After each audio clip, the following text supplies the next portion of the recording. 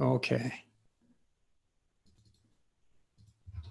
Very good. We are getting set up to be live streamed, actually, which is maybe the only nice thing other than Chaim being here about today's meetup. So anyway, welcome everyone for, thank you for coming. We're getting kicked off late because well, either it's my lack of competence with Zoom or some funky setting about approving registrations. Either way, we're going to spend the next 50 minutes to an hour or so talking about service meshes and security. Tonight's speaker, we've just got one talk tonight. We're going to spend a little bit of time socializing here. And then we're going to have a talk from Chaim Hellman. He's the CTO at Carbon Black App Security at organizational unit at VMware. He'll talk to us. His talk will be infused DevSecOps into your Kubernetes and service mesh lifecycle. Briefly, actually, I don't know that we need to cover this because I think I see all friendly faces tonight, all folks who've been here before. So this is the Cloud Native Austin meetup. It's I think the second in the world, if I get it right, that's been sponsored by the CNCF, kind of one of the first to go into the fold, if you will. And I think that had something to do with the fact that we're here in Austin, and so are some other execs at the Linux Foundation. Anyway, we're very much open source centric in our topics, and our topics have been fairly oriented toward service mesh recently, and that's almost entirely a factor of the fact that there are not that many people raising their hand to speak, which means you all get to listen to me, which means service mesh things.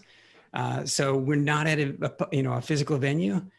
We don't have food, but we just have kind of sponsorship of the Zoom and of organizing. So we've got Layer 5, the service mesh community, and the CNCF, the Cloud Native Computing Foundation, that are sponsoring tonight's meetup. We have had a number of sponsors in the past, so we're grateful to them. Let's take a moment, if we would. So usually we're meeting kind of physically, and that's typically with people who are based in and around the Austin, Texas area. But we're not bound to those physical, walls anymore. Rather, we're bringing together, I think, people who are just generally interested in the same topic, sort of irrespective of where you're coming from. So if we can, it'd be nice to exchange a little bit tonight, to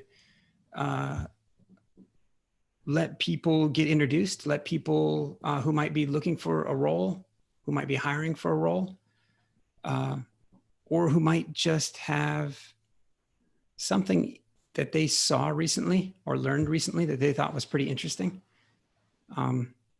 Who's got a share?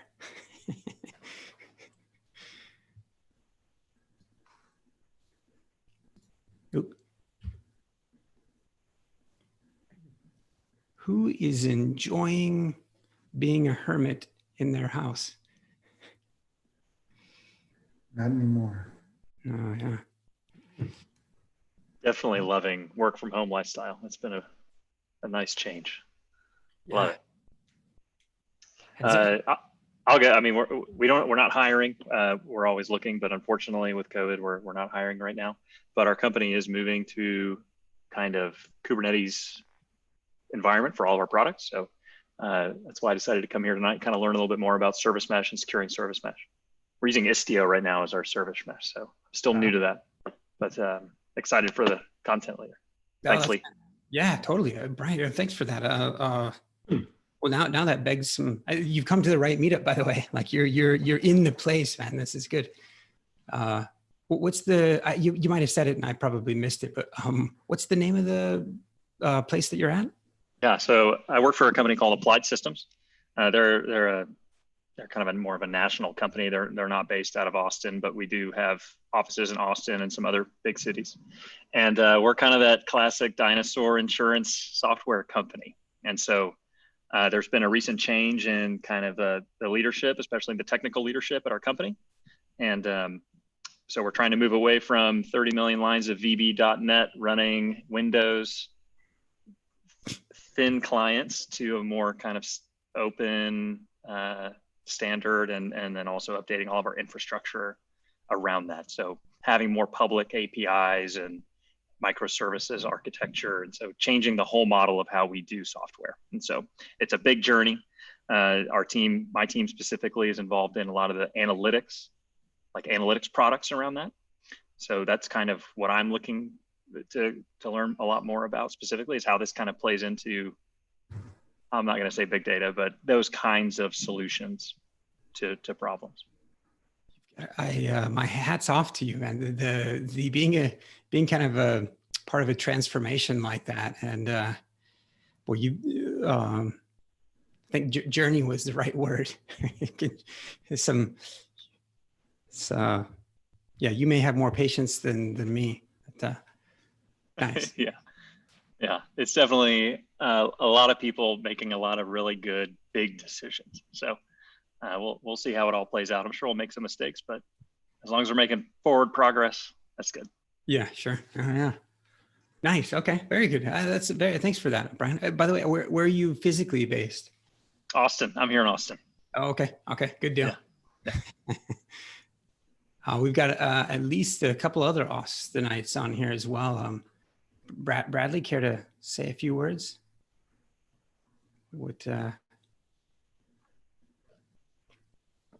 I'll make you find that mute button fast. While Bradley's looking, I'll share this. Hey, another kind of relevant topic is events.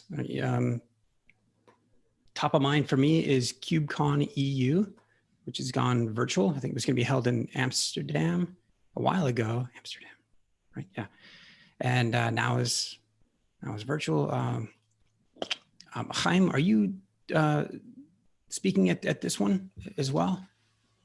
The VMware team is scrambling around to figure out who's talking on which panels. We actually have talk, not by me, by someone else, regarding KCCSS and KubeScan, so our open source tools. No kidding. Okay. So I hope it's still on. I don't know. We're a different company now, so. Yeah. Wow. Not sure.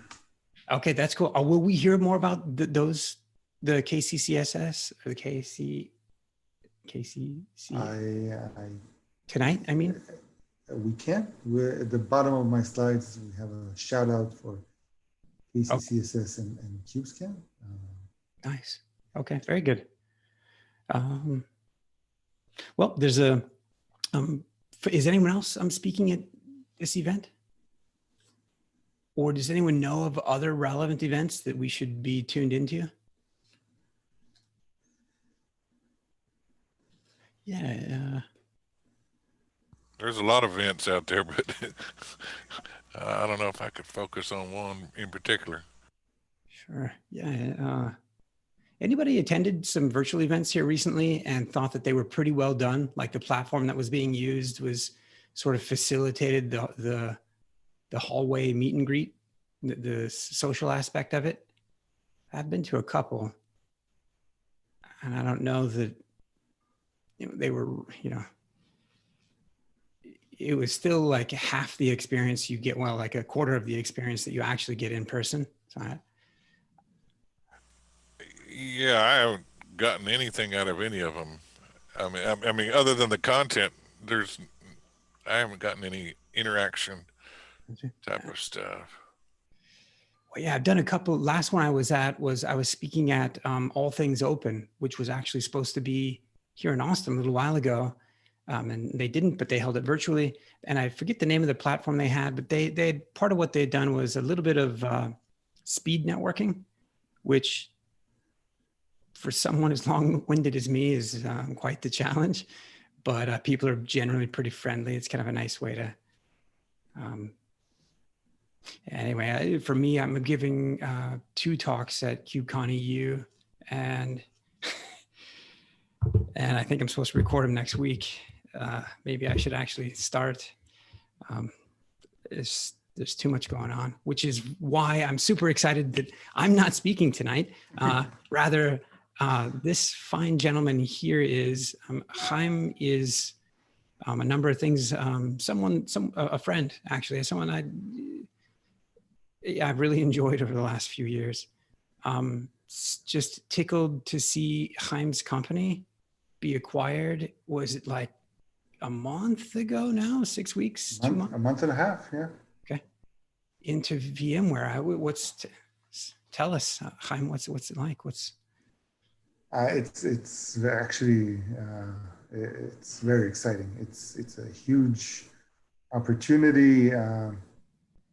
VMware is moving very rapidly and with great commitment on both the Kubernetes direction and to become a leading security vendor. So we're kind of the where those two lines meet, and there's so many efforts in VMware with the Pivotal and Heptio acquisitions around Kubernetes, and with the Carbon Black last line acquisition, as well as Octarine around security. So we're trying to bring it all together to kind of create a cohesive story around intrinsic security for cloud native. And it's a very large organization, but it's all very nascent. It's all young and fresh, and it's exciting. Yeah, wow, okay. Yeah, that is exciting, because it would be some opposite words that I would use to describe large corporate technology organization. And I totally believe you that it's not, particularly for any number of reasons. And that the way that you've described it, yeah, you guys, formerly Octarine, like right, bridging the divide between those two exact things. So that's a perfect lead into hearing more from you, just kind of about this subject. I'll give you a moment to share. So Let's see if that works.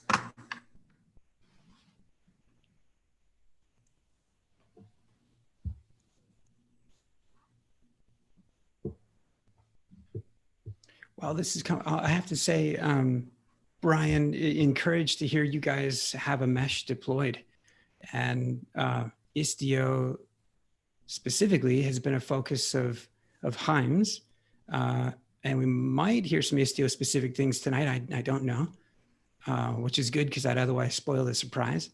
It's that particular service mesh has also been a focus of mine, along with all of the rest of them.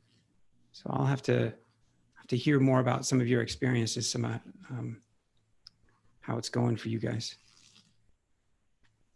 It's definitely an area I need to educate myself in more. I feel like it's one of those things that you kind of use some of the generally more popular features, but then there's a whole layer of really, really clean architecture you can pull off if you use the service mesh in the right way, which is kind of an area I'm not totally comfortable in, but hoping to learn more about. Yeah, it's just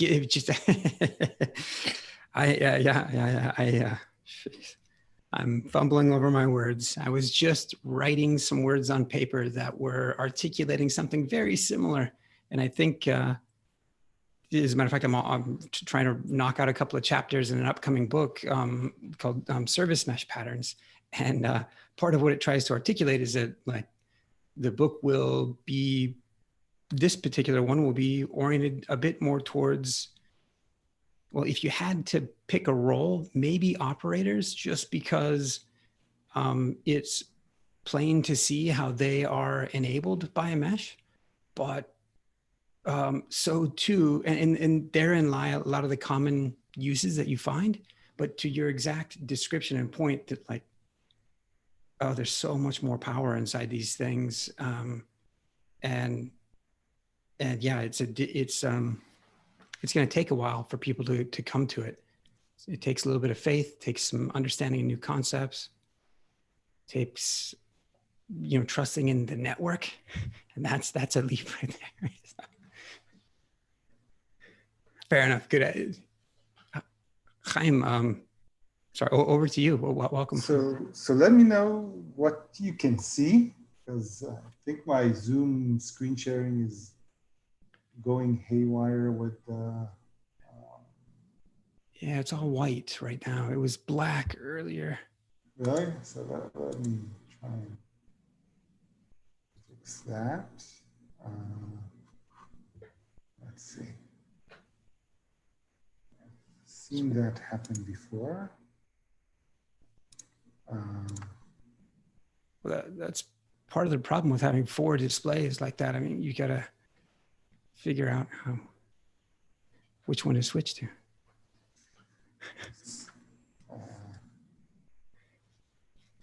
Might this just move to a single screen? Oh. Work better.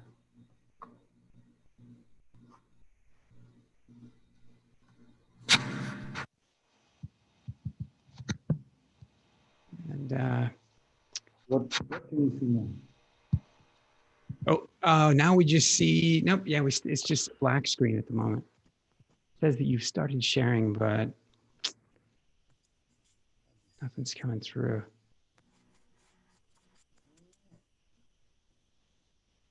Yeah. Giving me a warning about low system resources. So let me, while it is. Chaim, I have a copy of the presentation. I don't know if that. That might have to do, but let me try one more time. We'll close some stuff on. Maybe shut off Istio on your machine.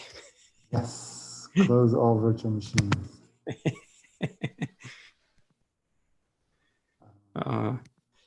Right, and let's try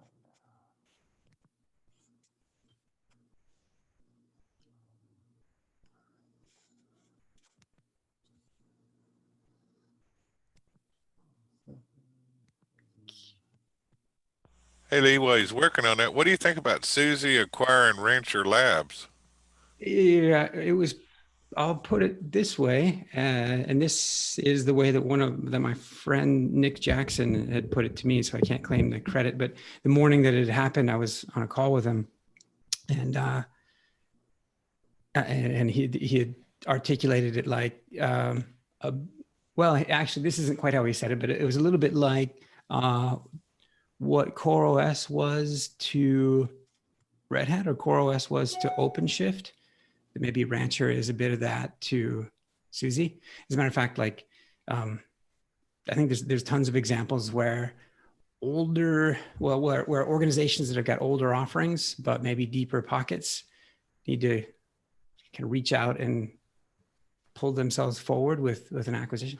I think that I believe the Rancher founders, when they say, hey, they're pretty excited about it, and they're probably going to stick around and try to do some good things.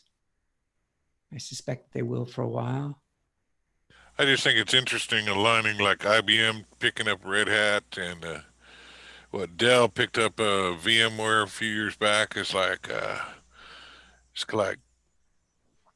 setting up different empires, which is good.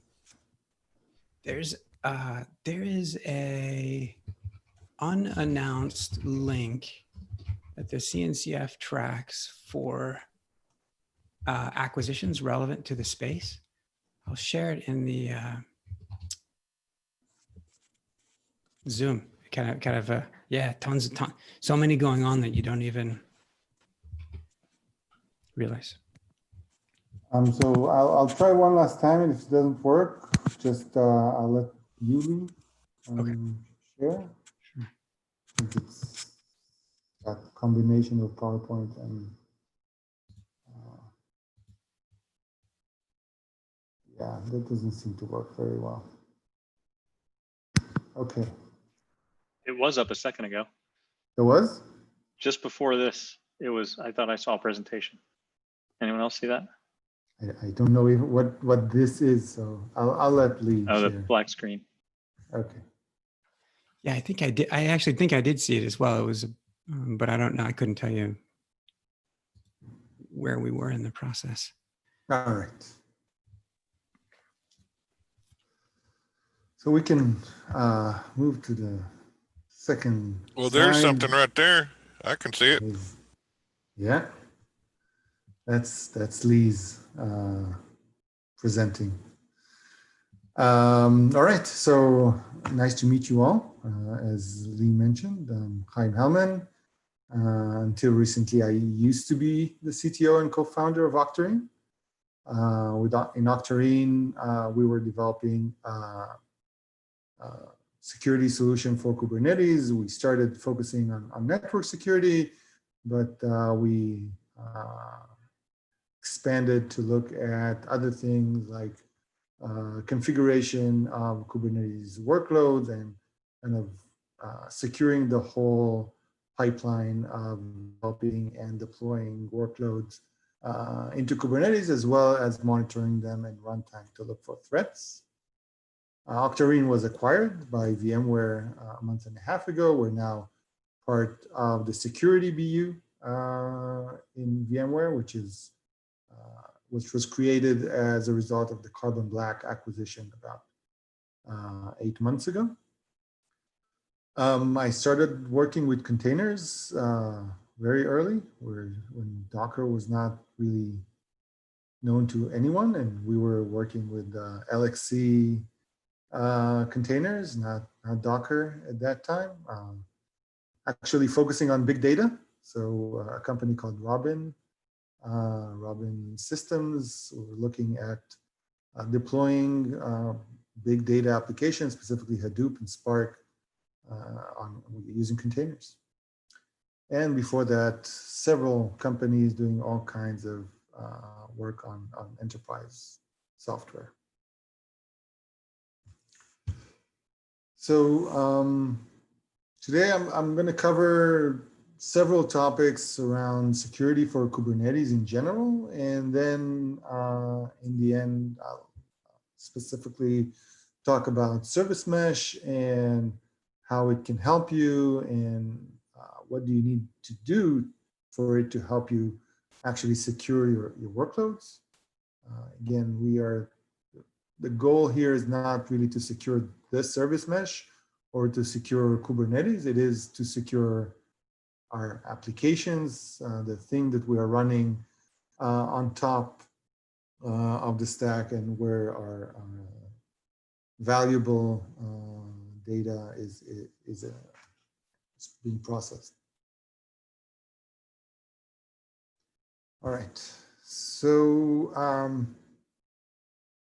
Kubernetes is a game changer, not just as a platform and how it affects the architecture of software, but really it has very deep implications on the organization as well.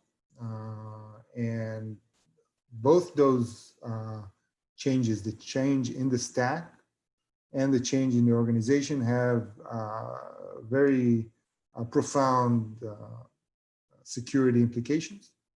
So the change in the tech stack, the move to microservices, the move to more ephemeral workloads, we're moving from pets to cattle, means that the traditional security tools that were very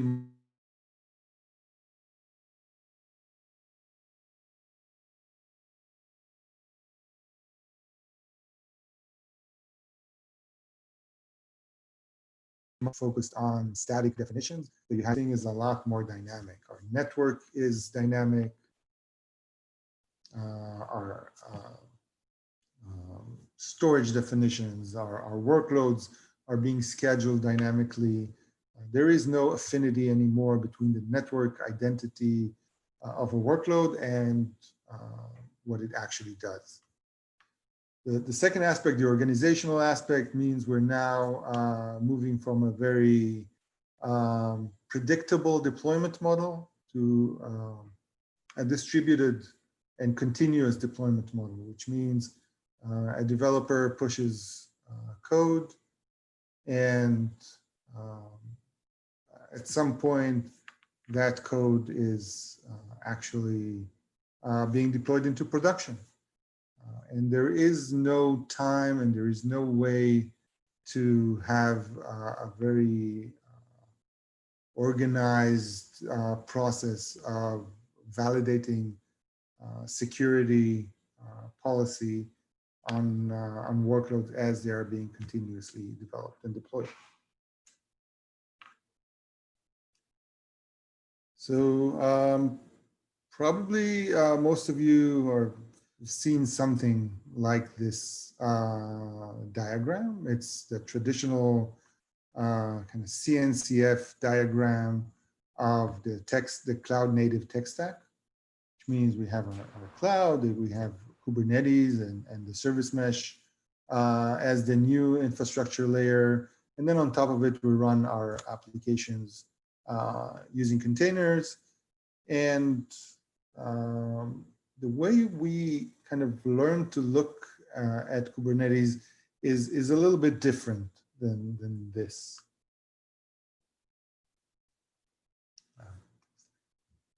So we look at Kubernetes not just as a layer of the stack and an orchestration or a scheduler for containers. We see it as the new API for infrastructure as code. So as organizations want to create a more cloud agnostic, more uniform way to provision workloads, both in on-prem, in hybrid cloud scenarios, in multi-cloud scenarios, Kubernetes is really that unified API that allows you to provision your storage, your network, your compute, to manage your RBAC, your secrets, the privileges of each workload. Everything can be done using that new and very, very powerful API. Now I said powerful, which means with great power comes great responsibility. That's not me, that's a wise person said that. That's SpiderMan, of course, his uncle. So if it's in the movies, it's definitely true. So let's talk about a little bit the risk of having such a powerful API at hand. When hackers see that that API, and they can quickly realize how they can exploit it for their own benefit. The first one, obviously, the main goal of hackers is to access secrets and confidential data that can be achieved again by taking advantage of this API. We'll talk a lot more about how that can be done.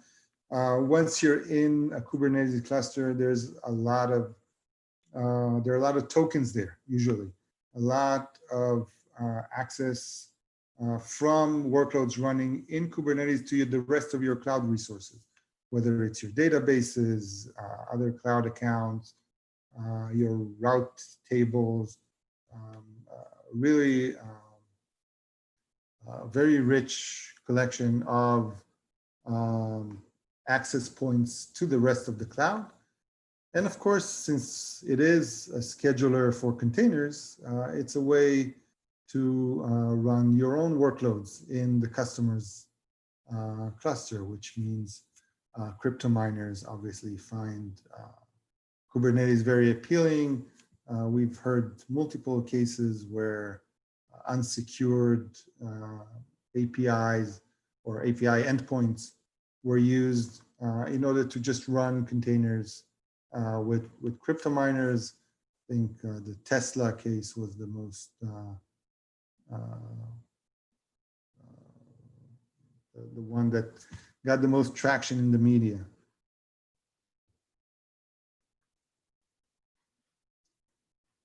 So when we're looking at the attack vectors of Kubernetes, we can identify that there are many, but we can identify 4 major groups of possible vulnerabilities.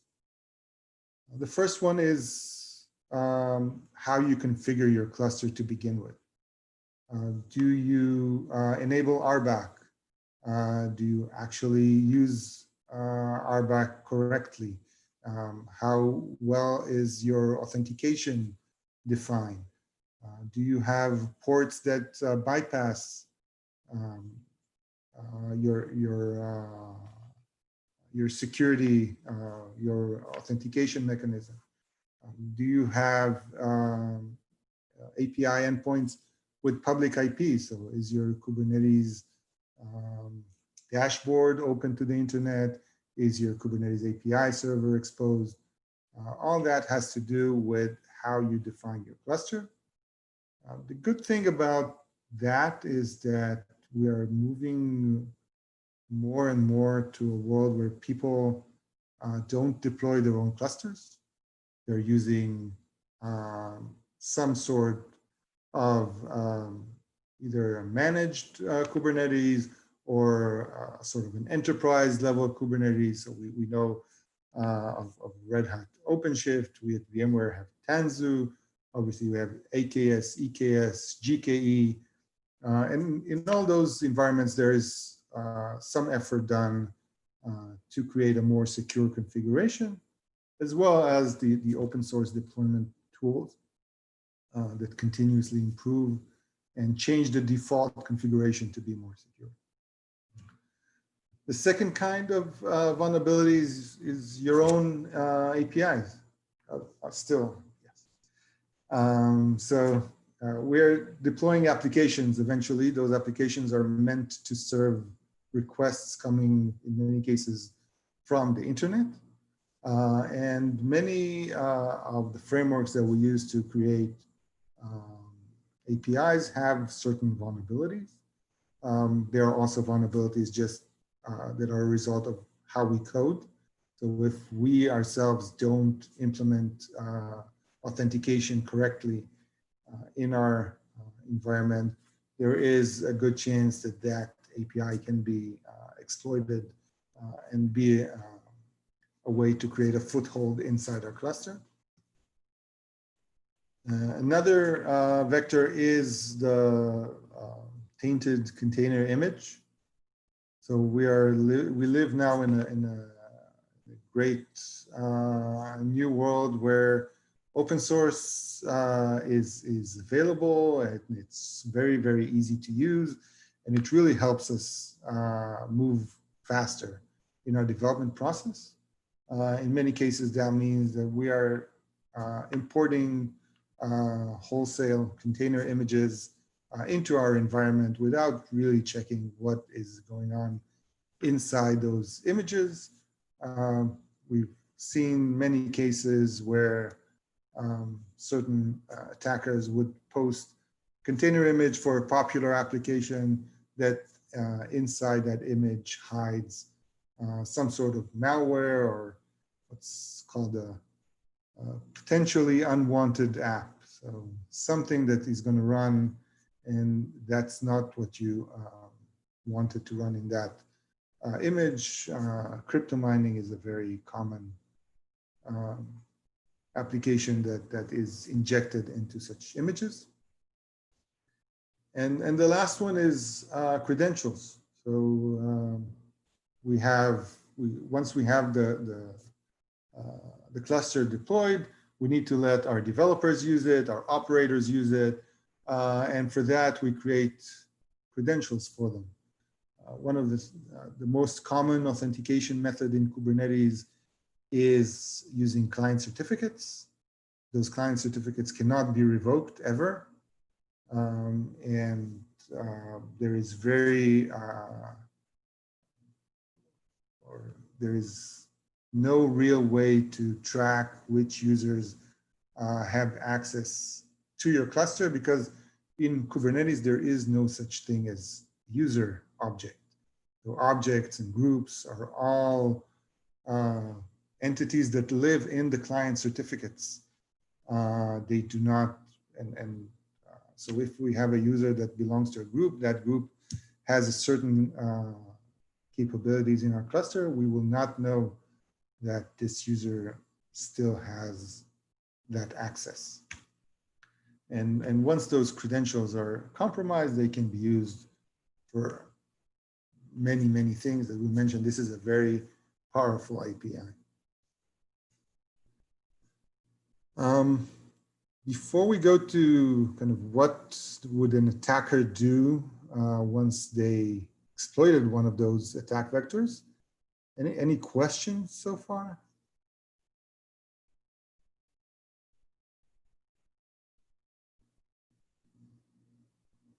All right, moving on. Actually, I've got a quick one, Chaim. Are there telltale signs that a particular credential has been compromised? And I know that, like, maybe this is sort of phrased in a naive way. Clearly, sometimes that's quite the case when you can see a particular credential being, doing some nasty things. But maybe to the extent that the attacker has some patience, or isn't being, is trying to go right just under the radar. Like, so it really there is currently no tool that would detect a very sophisticated attack that is a result of a compromised credential, as long as whatever policy is in place is not violated. Obviously, Kubernetes maintains an audit log, and that information can be forwarded to any kind of SIM or UEBA or some tool that analyzes behavior and may detect some anomaly in that user's behavior if they operated in an unpredicted hour or something like that. But no great tools exist.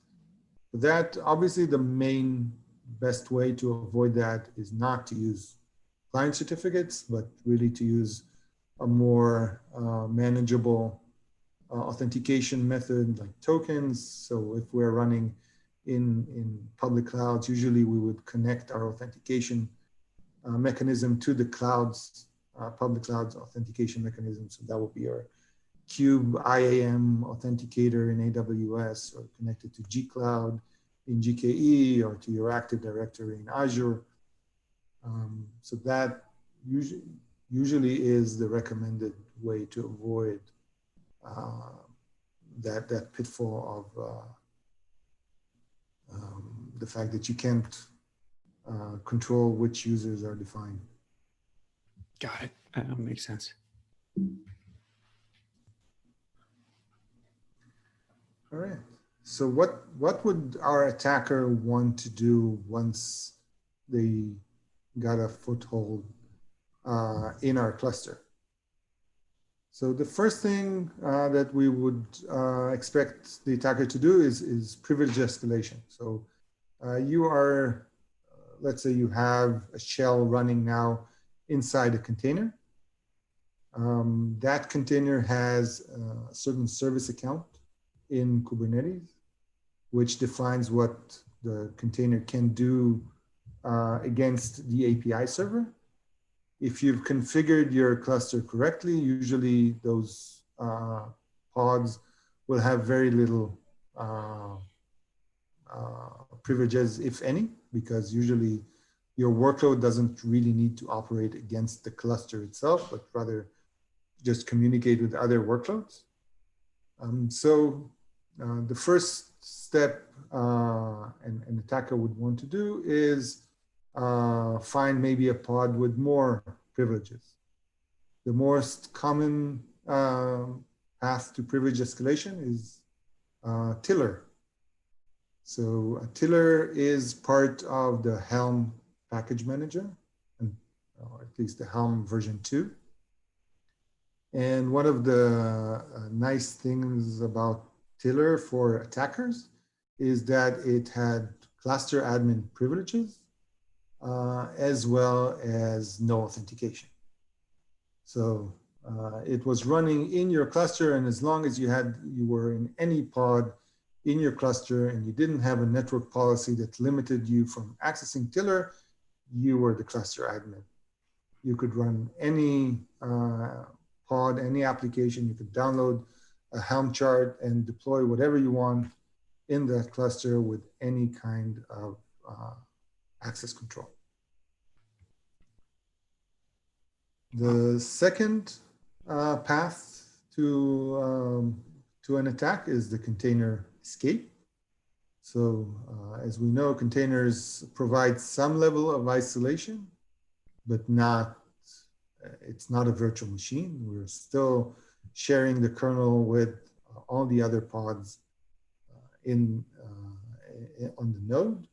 So if we can take advantage either of the privilege of the container itself, so if the container is running in a privileged mode, or some vulnerability in the Docker or the container runtime environment, then there is an opportunity to establish root user on the host itself.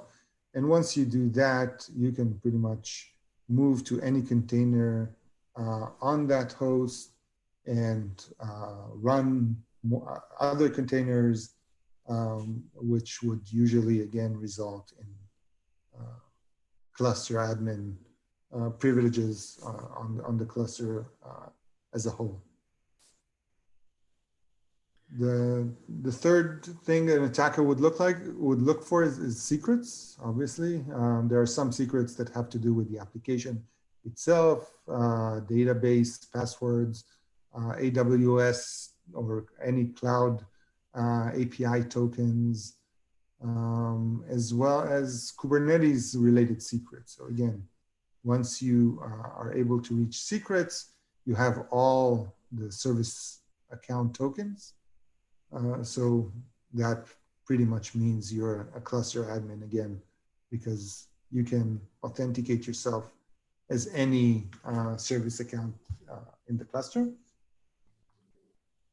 And the fourth one is the more conventional attack pattern of lateral movement. So we start exploring the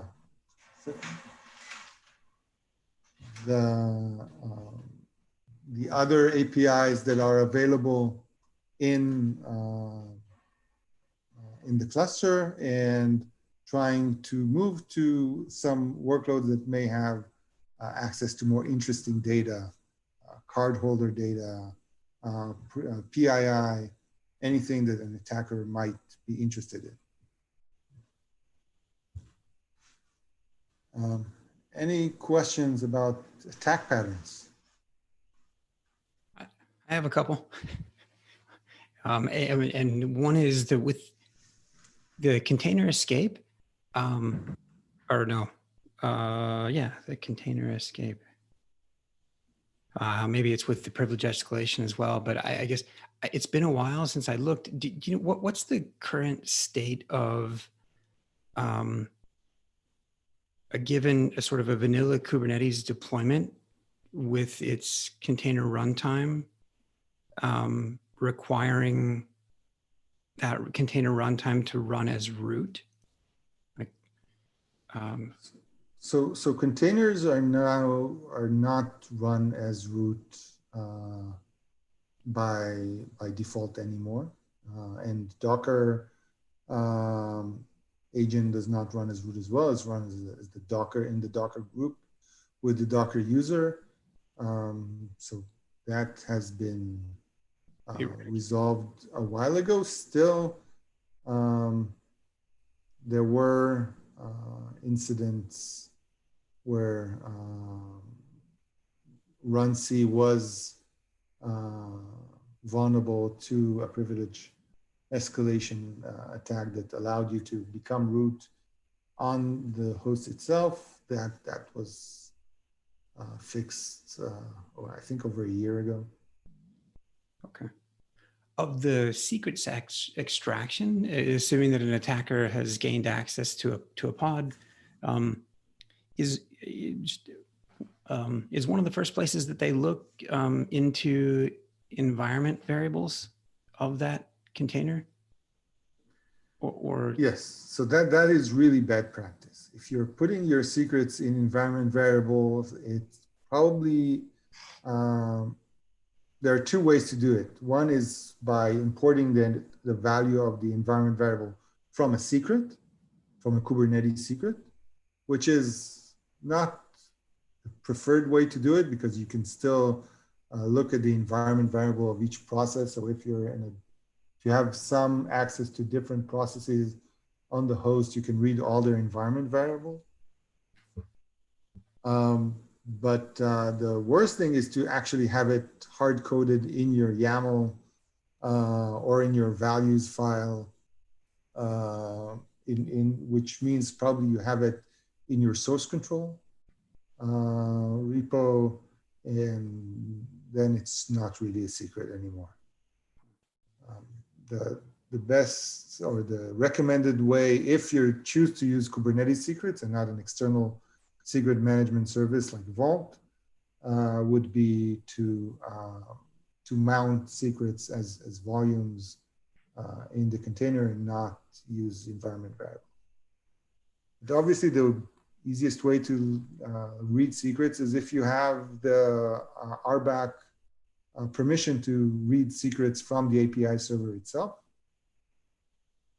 People mistakenly think that read-only permissions in Kubernetes are not that bad, but really a read-only permission in Kubernetes is exactly the same as cluster admin.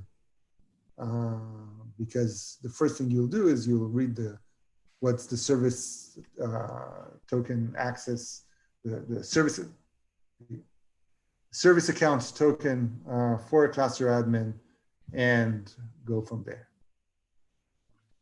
Last question from me. The lateral movement in the network, just as it pertains to service meshes, is that some of these meshes will require the net admin capability in order to do some traffic redirection between the application containers and the sidecar proxies. And some of the service meshes will leverage maybe CNI to remove the need for such privileges. And is that in part and parcel to? I mean, the way in which you described lateral network movement wasn't necessarily that mechanism, but do you consider that in a similar category, or is?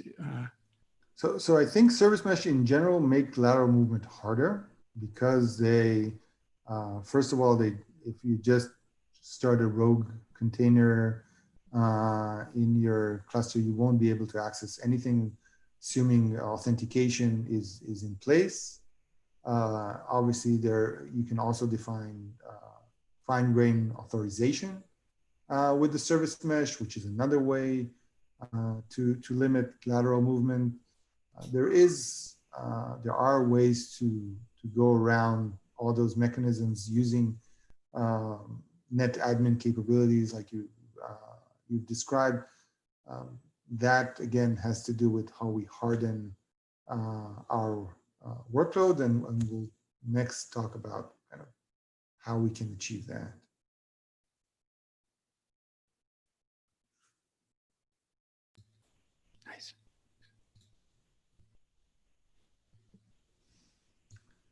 right. Let's talk about what we can do to actually avoid those attack vectors and attack patterns.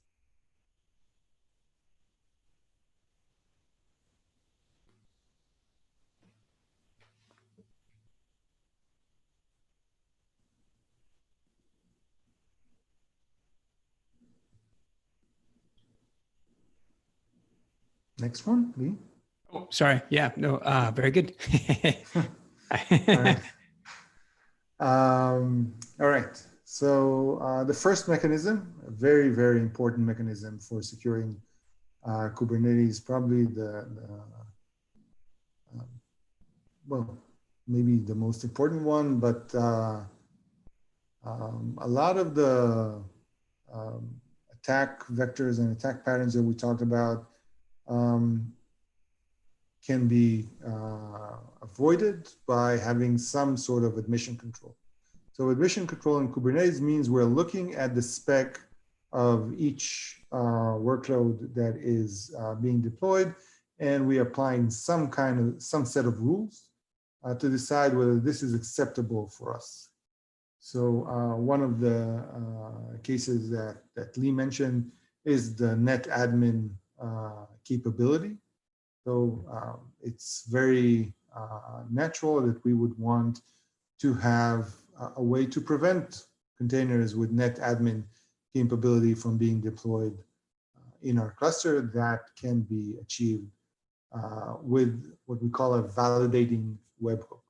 So validating webhook means any API call can be routed to that validating service via webhook, and that service will apply some policy and will decide whether to admit the resource or to reject it. Very common admission controllers are the image policy webhook, which looks at the image of the containers that we want to deploy and checks whether it comes from a registry that we trust, whether it's a repository that we trust, whether it has been scanned, if we have some scanning solution. So probably most of the container scanning solutions today offer some kind of an image policy webhook. So you can limit the images that are being deployed into your environment to ones that have been vetted. Another common admission controller is the pod security policy. So this is, again, a built-in mechanism inside Kubernetes that allows you to define what is the acceptable security context of a workload or a container, what volumes can be mounted, what security settings need to be in place for each pod that is being admitted. The functionality of pod security policy is very, very important. Unfortunately, the usability of it is not the greatest. It is hard to write a good pod security policy. There are efforts done these days in CNCF to provide a more manageable solution for admission control. Question. Open policy agent and gatekeeper. Mm-hmm. Are these and I guess Kyverno from Nirmata, are those tools that are also commonly applied at this point? Yeah, so we'll talk a little bit about tools moving forward, but yes, specifically for admission control, Gatekeeper is probably the most known open source project for applying policy on admission control, and it is using OPA and Rego as the language to define that policy. Unfortunately, again, in my opinion, Rego is only slightly more usable than pod security policy. The good thing about Gatekeeper is that you can get some predefined policies off the shelf and use them in your environment, and that will get you halfway there. So a little bit about how admission controllers operate. And again, there are two kinds. The first one is the mutating admission control. That's the one that takes a YAML or a resource definition. At that point, it's in JSON format and actually modifies it based on some kind of set of rules. Istio sidecar injector is probably the most famous mutating admission controller. That's the way that the sidecar is added to every running pod. But as we mentioned, Kyverno is one of those solutions that in addition to a validating policy, it also has a mutating and generating policies that operate as part of as a mutating.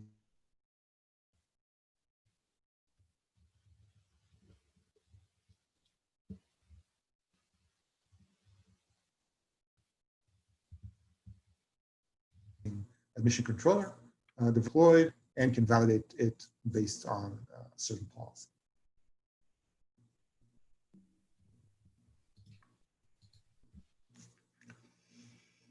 All right, so another mechanism that's very, very important and not very easily managed is RBAC. And again, RBAC in Kubernetes means we create a role, which is a set of resources and actions that can be applied to those resources. And then we bind that role to a certain subject. And the subject could be either a user or a service account, which usually means another service. Go to the next slide, we'll see how RBAC looks like. So again, we have our roles, or if it's across the entire cluster, then it's called the cluster role, which again says which operations we can do on which resource. And then we bind it either to a service account that can be used by one or more workload, or to a user or a group of users. And RBAC is hard to manage. Again, as we mentioned, there are a lot of different kinds of resources in Kubernetes and a lot of different kinds of operations. And in many cases, we tend to use the asterisk, which means all resources or all operations, just because we don't want to enumerate everything. So we mentioned the read-only access, which seems harmless. So we just allow the get operation on all resources. That is actually equivalent to a cluster admin privilege in Kubernetes. So it is recommended that any role would actually enumerate all the resources that you want to access and all the operations that you would like the subject to have. It is very recommended to use an external tool to kind of audit your RBAC recommendations, or even automatically manage them. There are some scripts that analyze your audit log and can tell you how does that compare to your RBAC policy. So if you have permissions that you're not using, it will tell you.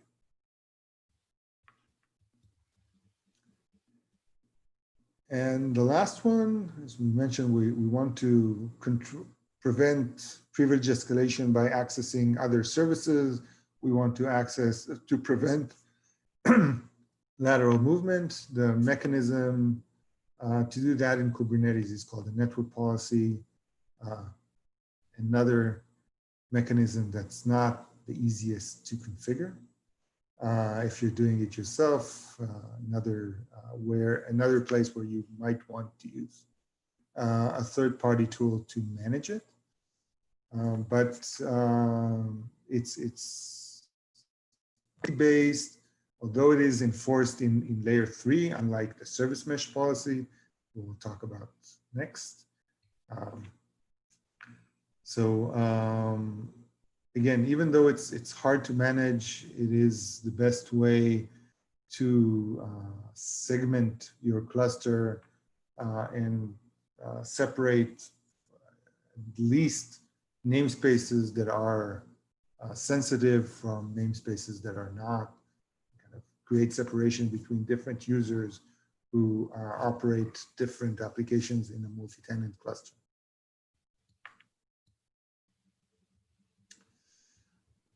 And yes, there are many tools out there that can help you. For admission control, we talked about OPA and Gatekeeper, which uses OPA.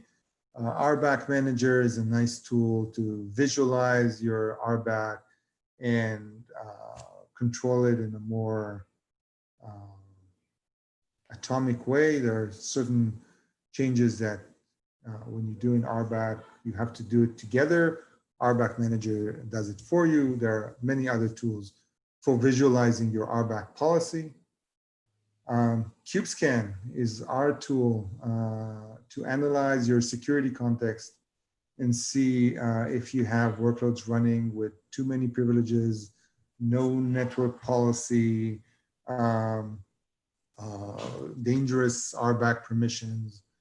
It's based on the KCCSS, which is the framework we at Octarine created and open sourced to enumerate configuration vulnerabilities in Kubernetes. And it's free and open to use. Just deploy it in your cluster. It will look at all your workloads and give you a report with a risk score for each workload. When we're looking at network, so Kiali is a great way to visualize what's going on, how your workloads actually communicate with each other, assuming you are using Istio as your service mesh. Illuminatio is a tool to actually test your network activity and let you know if your network policy is going to match your network activity. So a way to kind of reach a least privilege network policy definition. And I know we're out of time, but we've reached the part where we actually talk about service mesh. So I will continue unless you tell me to stop. Yeah. Yep. Yeah, this is good. All right. So there's a variety of service meshes out there, as Lee has probably told you many times. It's not all Istio, but Istio is definitely the one that gets the most popularity and notoriety. But Linkerd has been there first. It has, as William Morgan would like to remind everyone. And HashiCorp has their Console Connect service mesh. So in Octarine has, we have our own service mesh as well. And to those of you who still don't know what service mesh is, a service mesh is a proxy and a control plane. So it means we have a proxy running as a sidecar running alongside each workload. handling network functions. And then we have some control plane that configures all those proxies. The most common proxy out there is Envoy, that was developed by Lyft, used in Istio and Console Connect and Octarine and others. Linkerd has their own proxy, and there are a few other proxies out there. Moving on. So the nice thing that Service Mesh gives you when it comes to security is that concept of zero trust. Zero trust means that all the communication in your cluster, so not just coming from the internet, should be treated as untrusted, which means everything needs to be encrypted, everything needs to be authenticated. And that's one of the great features of a service mesh. The proxy handles all the heavy lifting of key management, delivering certificates to each workload so they can create a mutual TLS connection between the workloads, which means we have encryption and server and client authentication on every connection in the mesh. Another great thing that the service mesh provides is that visibility. So it provides telemetry that can be used to monitor traffic between workloads in layer 7. And that information is very, very useful if you want to implement something like an anomaly detection mechanism or some kind of intrusion detection tool. Without visibility, there's really no way to know if anything suspicious is going on in your environment. Obviously, another way to limit the blast radius of an attacker is by using an authorization policy. This is another thing that's supported by most service meshes today. So you can define a layer 7 very granular access control policy for your cluster. Again, to do it well is challenging, but if you do, then you get you really minimize your risk of exposure in terms of lateral movement and extraction of sensitive data.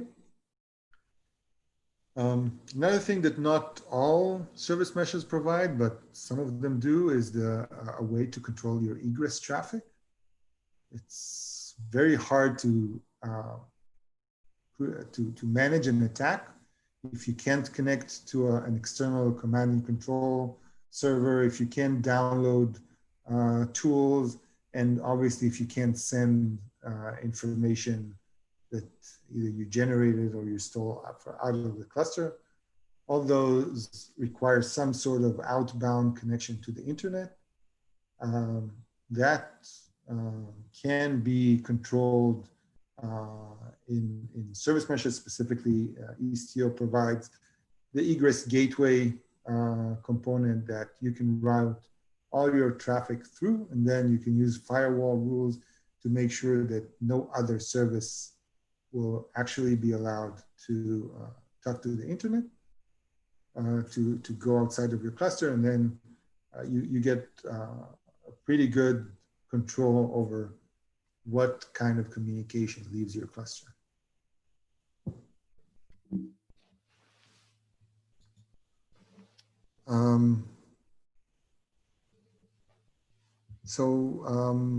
The caveat is that just by deploying a service mesh, you're not actually getting, or you're not necessarily getting all those great features.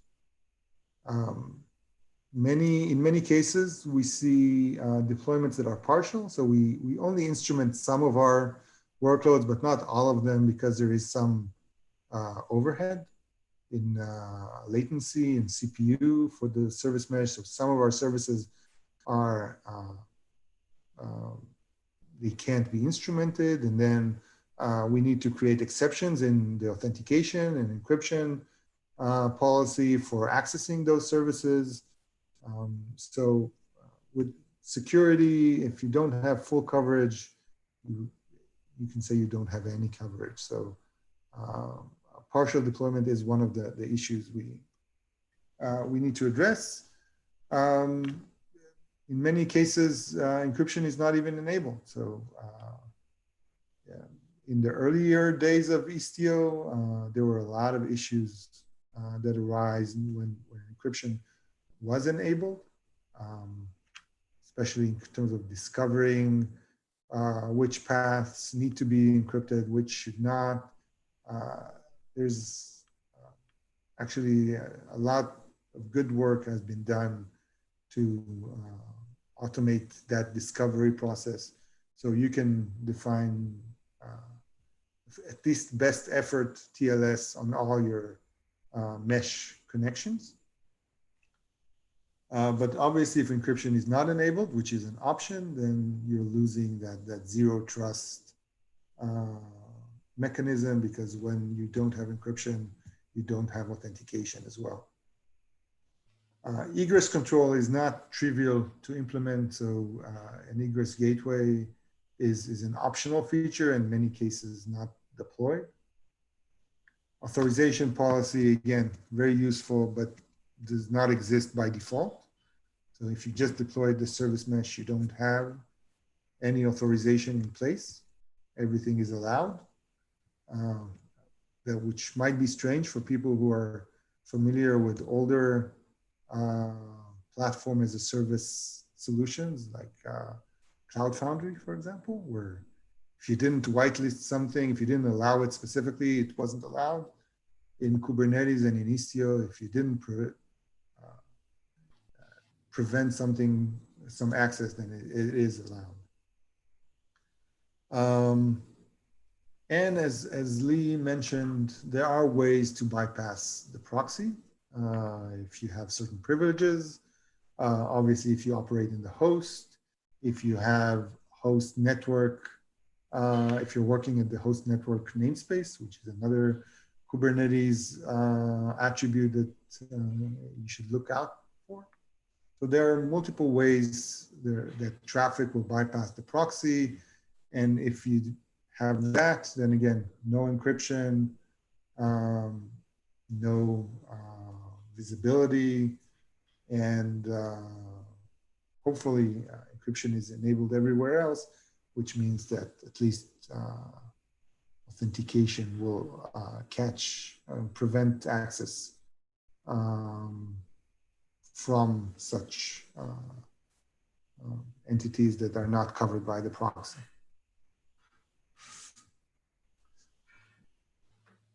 So what can you do to avoid all those pitfalls? Again, the first one is avoid partial deployments as much as possible. It's not always possible, but instrumenting as many services as possible means you get the best visibility, means you get the most encryption, authentication, and the most ability to create access control and egress management. Again, mutual TLS should be enabled by default, and not just mutual TLS, but strict, because the idea of permissive mutual TLS is nice, but not very secure. It means you do mutual TLS whenever you can, but you don't have to. Implement an egress gateway, even though it's hard. It's, again, there are no successful attacks without egress traffic. If you can't connect to the internet, it doesn't work.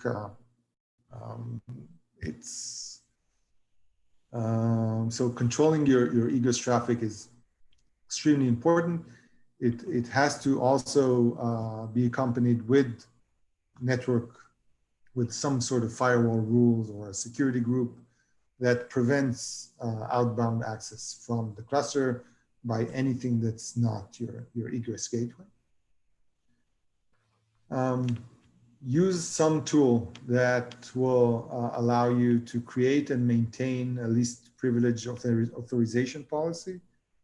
So in Octarine, we built such a tool, but it's really not that hard once you have visibility. Once you know which traffic you have, you just take that information and you can very or somewhat easily convert it to an authentication policy in your service mesh. So that visibility that service mesh provides and the ease of creating an authorization policy is something to take advantage of. And the last one is really if you can apply an additional host-based network security solution, an IDS of some sort, that is very useful because some traffic, even in a service mesh, is not going to go through the proxy. So catching things at the host kernel level will actually give you the full coverage that you need in order to secure your mesh. And questions? That was all for me.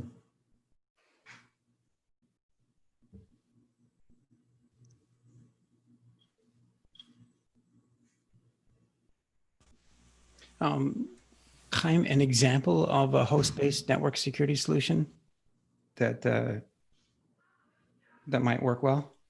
So the thing is, now that we're in the transition phase, I'm not doing Octarine marketing, which is great.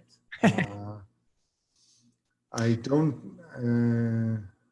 So once, up to 6 weeks ago, you could buy a really good host-based security, network security solution for Kubernetes from Octarine, but not anymore. That would be available at some point from Carbon Black and from Tanzu Service Mesh.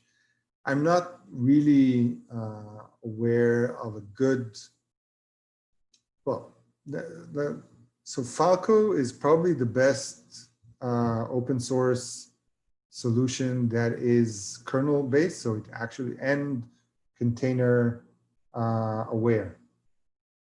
So that allows you to get full visibility and control over not just network traffic, but any kind of system call that is happening in any one of your containers.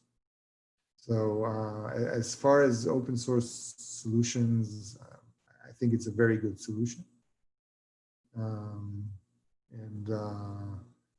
obviously Sysdig does have an enterprise solution for that as well. Yeah, so if I would have to choose a solution, I would probably say that Falco is the best open source one out there.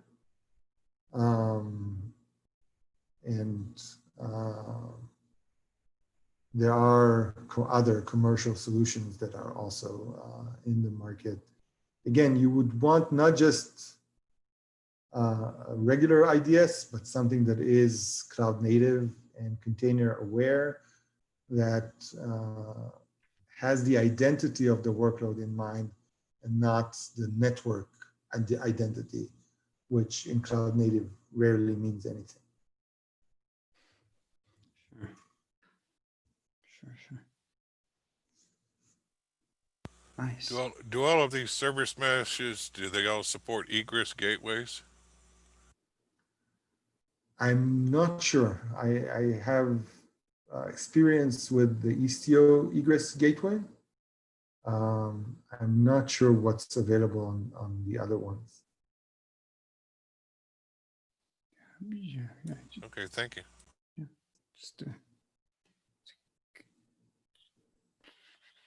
Just great.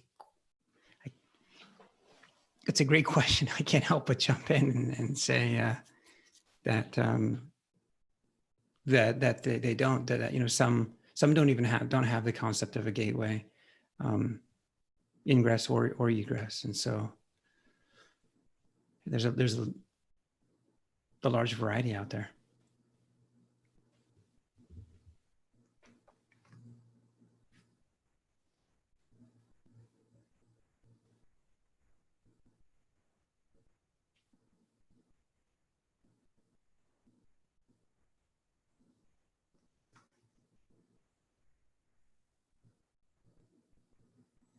No question, but I just wanted to say thank you, Haim, for presenting tonight. Usually there's clapping that's involved at these meetups, but it's hard to do on the call. But yeah, bravo. Thank you. Thank you Yeah, for thank you. sticking out all the way to the end. Oh man, do we get a, is there like I thought I saw an Easter egg. Oh, okay, I see. Yeah, there are a lot of extra slides in the back as well as some demos to run, but that will require like a 3-hour Sure. session. Have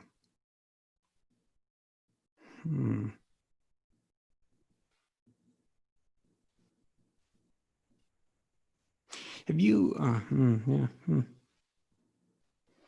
yeah, in some of your travels, Chaim, have you bumped into those that are maybe running, in this case, kind of given part of your focus toward Istio, maybe they're running an Istio and they're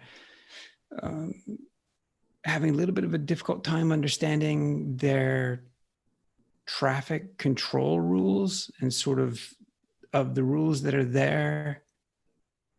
When you add them all up, what's actually going to happen? And I ask it sort of in context of the same thing with respect to maybe some authorization that they've got, some authentication, some authorization rules that they've got defined as well.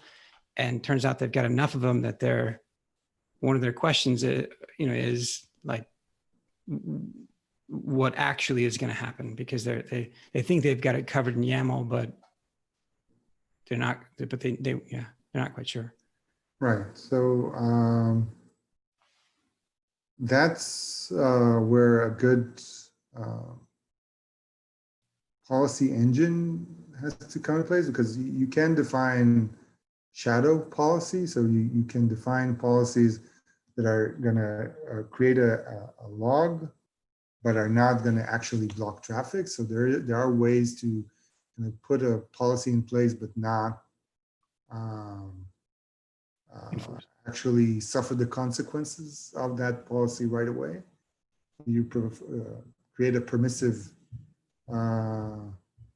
authorization policy.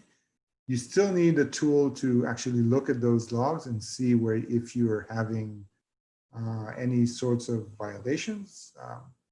And yes, it was a challenge, and that's one of the solutions that we actually provided in Octane, which was that visibility and alert mode. So you can create a policy but not block. Then you see your alert. Then you have an automatic policy that translate those alerts into new policy rules, which are then being enforced. And once you don't get any alerts, you can actually change your action to a deny or a block action. And at that point, you will still get an alert for violation, but it will also, the traffic would be denied. So it's, again, having Istio by itself is hard to manage without the peripheral tools around it. Kiali is like the most probably popular open source one for visibility and to see what's going on. There are some other that work on visibility, like Aspen Mesh around Istio. And again, there are certain tools from third-party sellers or integrators. Nice. Other questions for Chaim?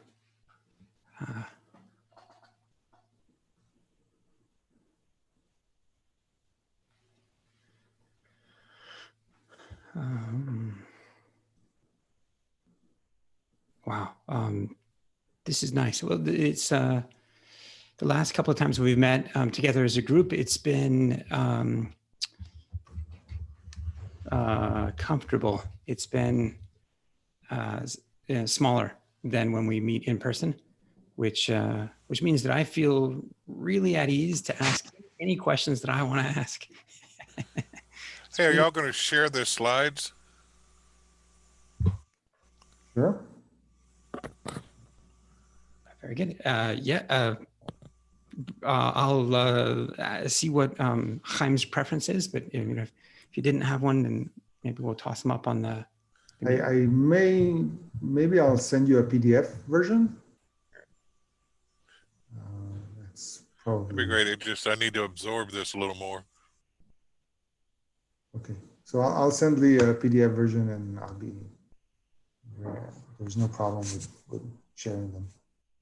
Nice. While we're sort of thinking about this a little bit, two quick thoughts from me, and then everyone should go, because those 2 chapters I said I was writing, turns out they're both due tomorrow. Shit. As a matter of fact, we should stop the recording before I swear too much more. I'd said that I'd give a link. I don't know how interesting it is or not, but we were sort of talking about acquisitions. There's I think just as a point of interest to the CNCF and to some of its member companies, it keeps track of, it just has a simple database of acquisitions, and there's a lot of them. As a matter of fact, there's one right here, fairly recent. But yeah, my goodness, lots going on. I was just talking with these fine folks this week. And then the second thing was, so I guess I didn't share the link. Let me do that real quick. Just in the chat. And then the other thing is, hey, when's the next time that we meet? And what topic is that? I've got this sneaking suspicion it's probably from me or something silly like that. And that it's like, service mesh patterns and best practices. Geez. So anyway, ask your friends, maybe somebody else wants to present. Anyway, otherwise, hopefully we'll meet in a month and talk about some service mesh patterns. And those would be fresh slides because I don't have those today. Anybody have anything else they want to get on YouTube Live before we end? Nope. Nice. Okay. All right, fair enough. It was very nice to see everyone today. Thanks for all coming. Thanks for putting up with the Zoom issue, and thanks to Chaim for the education. Oh, I do have one question. How's Gonzo? Yeah, still kicking. Still, we have this rooster outside. Pet rooster. Big old boy. He kind of grew up on dog food, on the dry dog food outside. So we hatched him here. The interesting thing, Bradley, is that my wife also does wildlife rehabilitation, and so we've got. Y'all still have those 3 or 4 skunks? Yeah. They've been released. Skunks are amazingly like some of the softest, sweetest of the animals that we get, but we've got a ton of raccoons that have been released on our property. So speaking about this rooster, he nests just on the back porch, and we have raccoons that come back nightly. They've been released. They're out doing their thing, but they come back, and funny enough, they also go for the dog food. And turns out, hey, if we don't keep the dog food bowl stocked, then our rooster's in a bit of danger at night.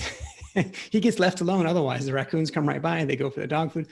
But if you don't feed the coons, your roosters, yeah.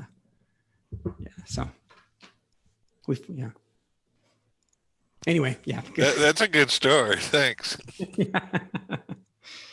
Oh, very good. I hope to see all of you in a month. Thank you, guys. See y'all.